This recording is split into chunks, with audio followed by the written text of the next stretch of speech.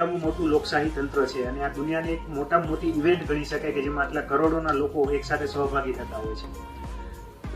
ગમે એ કારણોસર ઘણીવાર આપણે ધાર્યું હોય એટલું વોટિંગ નથી થતું અને એના ઘણા બધા કારણો હોઈ શકે, પણ જો તમારા જેવા ઇન્ફ્લુએન્સરો લોકોને કન્વિન્સ કરે કે આપણે વોટિંગ કરવા જવું જોઈએ, વોટિંગ કરવા શેના માટે જવું જોઈએ અને વોટિંગ કરવાથી શું વિષય છે તો શું ફાયદો થશે દેશને, એના માટે કન્વિન્સ કરવાનું સાધન અમારા વતી તમે બની શકો છો। તમને બોલાવવાનું રીઝન એટલું છે, ઘણીવાર આપણે વિચારતા હોય છે કે એક મતથી શું ફરક પડશે, એવા પણ ઘણા બધાના વ્યૂઝ હોય છે, તો એના વિશે પણ તમારી પાસે ઘણા બધા આઈડિયાઝ હશે કે એક મતથી ઘણો બધો ફરક પડી શકે છે।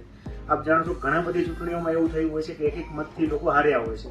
ઘણા બધા ફેમસ પર્સનાલિટી આપણે દેશની એક ગવર્મેન્ટ પણ પાસ્ટમાં એક મતના કારણે પડી ગઈ હતી। વિચાર કરો કે આવડા મોટા લોકશાહી તંત્ર દેશની સરકાર એક મતના કારણે પડી ગઈ હતી, બરોબર। અને રાજસ્થાનમાં પણ એક એમપી હતા, એ પણ એક મતથી હાર્યા હતા, સોરી એમએલએ હતા અને ચીફ મિનિસ્ટર બનતા રહી ગયા હતા, ચીફ મિનિસ્ટરના દાવેદાર હતા। એટલે મતની કિંમત તો ઘણી બધી છે, પણ જયારે ડિફરન્સ બને ત્યારે જ ખ્યાલ આવે છે કે આ મત પડ્યો હોત તો ઘણો બધો ફરક પડે। બીજું કે બીજા ઘણા બધા કારણો હોય છે કે ઘણાને ખબર નથી હોતી કે શું ડોક્યુમેન્ટ લઈ જવા, એકવાર જઈને પછી પાછા જતા રહેતા હોય છે, ત્યારે બીજો ધક્કો નથી ખાવો હોય, એટલે એ બાબતે પણ આપ સૌ માહિતગાર કરી શકો।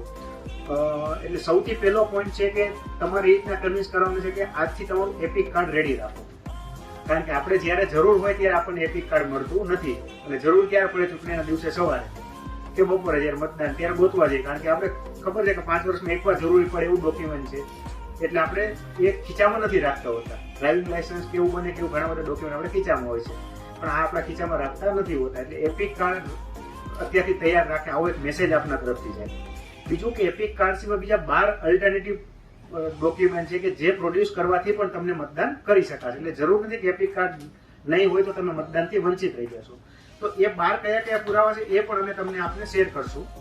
આધાર કાર્ડ છે, મનરેગા હેઠળ આવતું જોબ કાર્ડ છે, બેંક અને પોસ્ટ ઓફિસ તરફથી આપવામાં આવતી ફોટોગ્રાફ સાથેની પાસબુક છે, શ્રમ મંત્રાલય દ્વારા આપવામાં આવતું હેલ્થ ઇન્સ્યોરન્સ કાર્ડ છે, ડ્રાઇવિંગ લાયસન્સ છે, પાન કાર્ડ છે, પાસપોર્ટ છે, ફોટોગ્રાફ સાથેનો પેન્શન ડોક્યુમેન્ટ છે, અથવા કેન્દ્ર રાજ્ય સરકાર કે જાહેર કંપનીનું આઈ કાર્ડ છે, પછી યુનિક ડિસેબિલિટી આઈડી કાર્ડ, આવા બધા કુલ મળીને 12 ડોક્યુમેન્ટ છે એપિક કાર્ડ સિવાયના, એ પણ તમે સાથે રાખો તો તમને મતદાન કરવા માટેનો એ માન્ય પુરાવો છે। એટલે બીજું એક કારણ છે કે ડોક્યુમેન્ટના અભાવે પણ ઘણા લોકો વોટિંગ કરતા નથી, એટલે આ પહેલેથી જો તૈયાર રહે તો એમને વોટિંગ કરવામાં કોઈ અડચણ નહીં આવે। નેક્સ્ટ છે બીજો એક મેસેજ આપના તરફથી આપણે મોકલવાનો છે કે no mobile at polling station, polling સ્ટેશનમાં મોબાઈલ લઈ જવાની મનાય છે, એટલે ઘણીવાર ત્યાં ગયા પછી મોબાઈલ ન લઈ જાવ તેને પણ લોકો પાછા જતા રહે, એટલે પહેલેથી જ ખબર હોય કે મોબાઈલ નથી લઈ જવાનું તો ત્યાં આપણે લઈ જ ન જઈએ અથવા બારે કોકને આપતા જઈએ, બરોબર। એટલે આ પણ આપના તરફથી મેસેજ પબ્લિકમાં જાય એવી અમારી અપેક્ષા છે। નેક્સ્ટ છે વોટર ઇન્ફોર્મેશન સ્લીપ, એક VIS કરીને ડોક્યુમેન્ટ છે, વોટર ઇન્ફોર્મેશન કાપલી જેને આપણે કહીએ છીએ મતદારની માહિતી કાપલી, એ BLO દ્વારા દરેક વોટરના ઘરે બેન્કિંગ બધામાં રજાઓ હશે, એના સિવાય પણ જે પણ કંપનીઓમાં કામ કરે છે એમને પણ એ ઓર્ગેનાઇઝ કંપની હશે કે અનઓર્ગેનાઇઝ કંપની હશે એમને પણ પોતાના માણસને ફરજિયાતપણે પેઇડ લીવ આપવી પડે, એટલે કોઈને વોટિંગ કરવા જવું છે તેનો પગાર કાપી શકાશે નહીં। આવું એક આપણો જે કાયદો છે 135B RP એક્ટ જો એ કહે છે, એટલે આની પણ માહિતી આપને પહોંચાડવાની છે જેથી કરીને લોકો જાગૃત થાય। એના સિવાય એક વિડીયો છે spread video how to cast vote, એ આપણે અમે પ્લે કરીને દેખાડશું, આ વિડીયો પણ અમે આપને શેર કરશું, આ પણ આપણે લોકોમાં શેર કરવાનું છે કે મતદાન કઈ રીતના કરવું। એટલે અમારી અપેક્ષા છે કે આ અને એના સિવાય જેટલું મેક્સિમમ મતદાન થઈ શકે એના આપના દ્વારા કોઈ લોકલ લેંગ્વેજમાં કોમેડી રીતે આપ જે પણ આપ સમજાવી શકો આપના ફોલોઅર્સને, એવી માહિતી આપના દ્વારા સ્પ્રેડ થાય, જેથી કરીને આપ પણ એક આ પર્વમાં સહભાગી થઈ શકો। અમારા જેમ અમે તો ભલે DCI ના કે એના કર્મચારી અત્યારે ગણાય અને અમે એના તરફથી કામ કરીએ છીએ, પણ તમે જાગૃત નાગરિક તરીકે તમે અમને મદદ કરીને આ મેસેજ પબ્લિક સુધી પહોંચાડવાનો, કારણ કે અમારી આઉટરીચ લિમિટેડ છે, અમે લિમિટેડ લોકો સુધી પહોંચી શકશું, જ્યારે તમે ઇન્ફોર્મલ વેમાં ઘણા બધા લોકો સુધી પહોંચી શકશો, એટલે ફોર્મલ વાત તમારી ઇન્ફોર્મલ વેમાં લોકો સુધી પહોંચાડવાની છે એવી અમારી અપેક્ષા છે અને આશા છે કે આપ સૌ જાગૃત નાગરિક છો, અહીંયા સુધી આવ્યા છો તો આપ ખૂબ સિરિયસનેસ સાથે જ આવ્યા હશો અને આ વસ્તુને રિયાલિટીમાં પહોંચાડવા માટે આપ તમને મદદરૂપ થશો અને સહભાગી થશો। હું રિક્વેસ્ટ કરીશ કલેક્ટર સાહેબની અને જે આપણા જિલ્લા ચૂંટણી અધિકારી પણ છે, આપણે 2 શબ્દ કહેશે અને પછી આપણે વિડીયો પણ લઈ જશું। નમસ્કાર મિત્રો, તો જે રીતે ડેપ્યુટી ડીડીઓ સાહેબે તમે જણાવ્યું છે જે તમે બોલાવવાનું મુખ્ય કારણ છે કેમ કે ઇલેક્શન કમિશન ઓફ ઇન્ડિયા પણ તમે ઇલેક્શન કમિશનની પ્રાઇવેટ કે યુટ્યુબ ચેનલ કે એના વોટ્સએપ ચેનલ જોશો તો એમાં પણ ઘણી બધી શોર્ટમાં જે ઇન્ફોર્મેશન હવે શું છે જે નવી જનરેશન છે, તમારી જનરેશન છે, મારી જનરેશન છે, હવે કોઈ ચોપડી તો વાંચતા નથી લોકો, બધું ટિકટોક જોઈએ, 30 સેકન્ડમાં 60 સેકન્ડમાં રીલ વોચ કરે છે. અને તમે ક્રિએટિવ માણસો છો, બધા વિડીયો બનાવો છો, કોઈ કોમેડી કરે છે, કોઈ ઇન્સ્ટાગ્રામ પર, કોઈ બીજી રીતે પિક્ચર અપલોડ કરે છે, જે પણ કરો છો તમે ક્રિએટિવ કામ કરો છો. હવે જે ચૂંટણી છે એ તો, અને અમે સરકારી માણસો છે એ લોકો અમે તો એટલા ક્રિએટિવ નથી. અમે તો બાય ધ રૂલ ખબર છે કે 7મી મહિના રોજ ચૂંટણી થવાની છે. હવે 7મી મહિના રોજ આપને એ પણ ખબર છે ખૂબ ગરમી પડશે, ઠીક છે. અને જે લોકો છે એમાં કદાચ એટલો ઉત્સાહ નહીં હોય.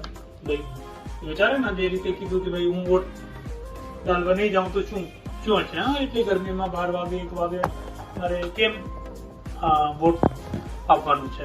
तो તમે एक्सरसाइज के वीडियो देख रहे है ना, तो वीडियो तो हम देख लेते हैं, लेटे एक्सरसाइज हो जाती है. तो एक तो वीडियो आपके सबसे ज्यादा लोग देखें और उसके बाद 7 मई के दिन लोग वोटिंग करने भी जाएं. तो इस तरह के वीडियोज आप बनाइए. जैसे कि सबसे इम्पोर्टेंट हमारा ये है कि જેના પાસે પણ electoral photo identity card, epic card, मतदान का जो इलेक्शन कमीशन कार्ड इश्यू करता है, જેના પાસે પણ હોય અત્યારથી જ સંભાળીને રાખી. અને નહીં હોય કોઈને પાસે કે ખોવાઈ ગયો હોય તો એને ગભરાવાની જરૂર નથી. એ 12 જેટલા ડોક્યુમેન્ટ એવા છે, આધાર કાર્ડ હવે બધા પાસે હોય જ છે.